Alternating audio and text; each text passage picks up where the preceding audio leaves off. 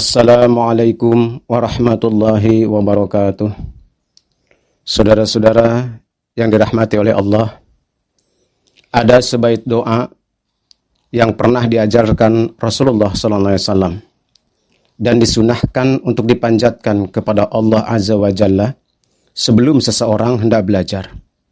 Doa tersebut berbunyi, Allahumma anfa'ni bima 'allamtani wa'allimni ma yanfa'uni wa zidni ilman ma yanfa'uni. Dengan doa ini, seorang hamba berharap dikaruniai olehnya ilmu yang bermanfaat. Apakah hakikat ilmu yang bermanfaat itu? Secara syariat, suatu ilmu disebut bermanfaat apabila mengandung maslahat, memiliki nilai-nilai kebaikan bagi sesama manusia ataupun alam. Akan tetapi, manfaat tersebut menjadi kecil artinya bila ternyata tidak membuat pemiliknya semakin merasakan kedekatan kepada Zat Maha Pemberi ilmu, yaitu Allah Azza wa Jalla. Dengan ilmunya, ia mungkin meningkat derajat kemuliaannya di mata manusia, tetapi belum tentu meningkat pula di hadapannya. Oleh karena itu, dalam kacamata ma'rifat, gambaran ilmu yang bermanfaat itu, sebagaimana yang pernah diungkapkan oleh seorang ahli hikmah.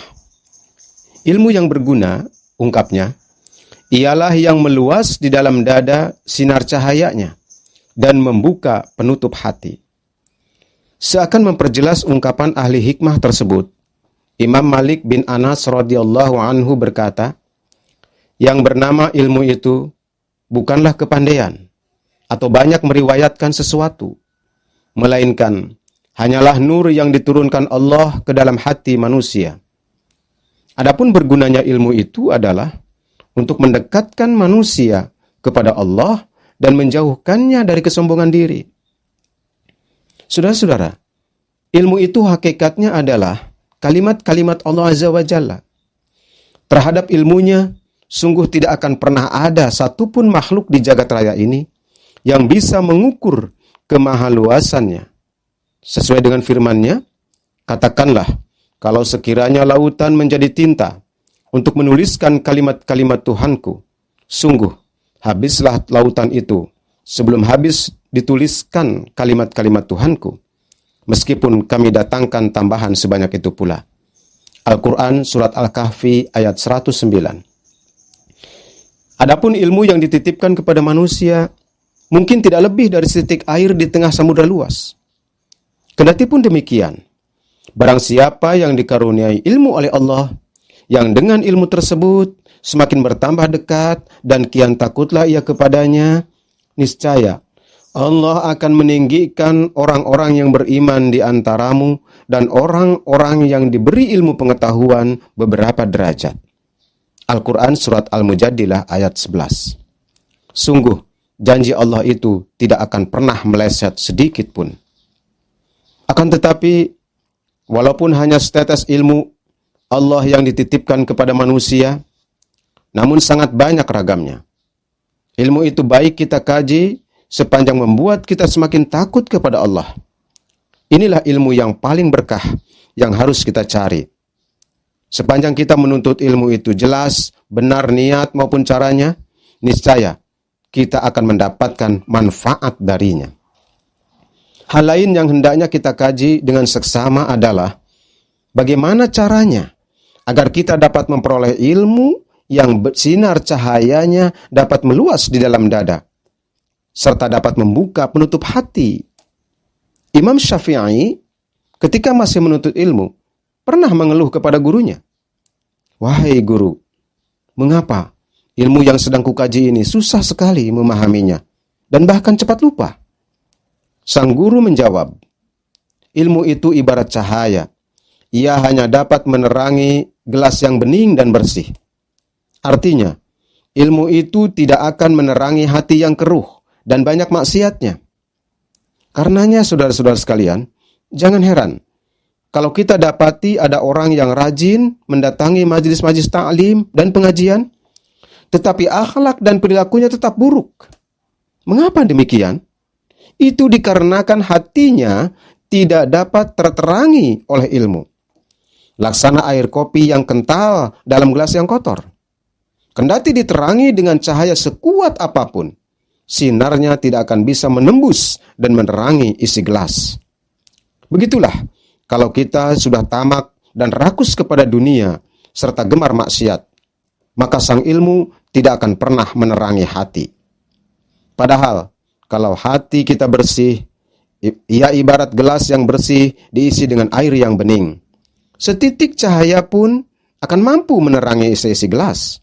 Walhasil, bila kita menginginkan ilmu yang bisa menjadi ladang amal soleh, maka usahakanlah ketika menimbanya, hati kita selalu dalam keadaan bersih. Hati yang bersih adalah hati yang terbebas dari ketamakan terhadap urusan dunia dan tidak pernah digunakan untuk menzalimi sesama. Semakin hati bersih, kita akan semakin dipekakan oleh Allah untuk bisa mendapatkan ilmu yang bermanfaat dari manapun ilmu itu datangnya. Di samping itu, kita pun akan diberi kesanggupan untuk menolak segala sesuatu yang akan membawa mudarat. Sebaik-baik ilmu adalah yang bisa membuat hati kita bercahaya. Karenanya, kita wajib menuntut ilmu sekuat-kuatnya yang membuat hati kita menjadi bersih, sehingga ilmu-ilmu yang lain yang telah ada di dalam diri kita menjadi bermanfaat. Bila mendapat air yang kita timba dari sumur tampak keruh, kita akan mencari tawas atau kaporit untuk menjernihkannya. Demikian pun dalam mencari ilmu. Kita harus mencari ilmu yang bisa menjadi tawas, supaya kalau hati sudah bening, ilmu-ilmu lain yang kita kaji bisa diserap seraya membawa manfaat. Mengapa demikian, saudara-saudara sekalian? Sebab dalam mengkaji ilmu apapun, kalau kita sebagai penampungnya dalam keadaan kotor dan keruh, maka tidak bisa tidak, ilmu yang didapatkan hanya akan menjadi alat pemuas nafsu belaka. Sibuk mengkaji ilmu fikih hanya akan membuat kita ingin menang sendiri, gemar menyalahkan pendapat orang lain, sekaligus aniaya dan suka menyakiti hati sesama. Demikian juga bila mendalami ilmu ma'rifat, sekiranya dalam keadaan hati busuk, jangan heran kalau hanya membuat diri kita takabur, merasa diri paling soleh, dan menganggap orang lain sesat. Oleh karena itu, saudara-saudaraku, tampaknya menjadi fardu ain hukumnya untuk mengkaji ilmu kesucian hati dalam rangka ma'rifat, mengenal Allah. Datangilah majelis pengajian yang di dalamnya kita dibimbing untuk riyadhah, berlatih mengenal dan berdekat-dekat dengan Allah Azza wa Jalla.